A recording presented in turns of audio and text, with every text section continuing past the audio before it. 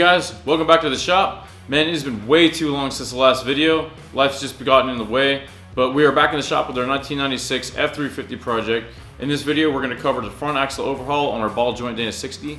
As far as the axle goes, we want to make sure and replace all the seals and bearings since the chassis got 360 miles on the clock, and we have no idea what's in store for us on the inside. In the process of removing the old U-joints, they were so rusty even after soaking them in PB Blaster, getting them out with a hammer was just out of the question.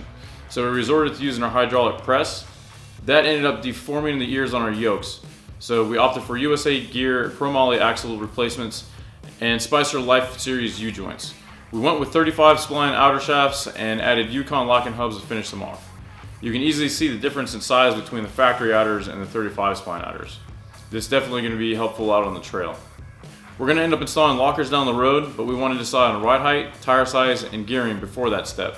We also may swap in a 14-bolt disc-equipped axle that we have on hand, since disc brakes are easier to maintain and won't collect mud like a drum brake.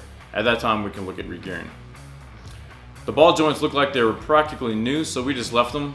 They were super nice and tight, and we ended up cleaning up the axle and threw a little Rust-Oleum rattle can gloss black on it to prevent some surface rust and make it easy for touch-up later on. Anyway, enough rambling. Let's put some parts on this thing, alright?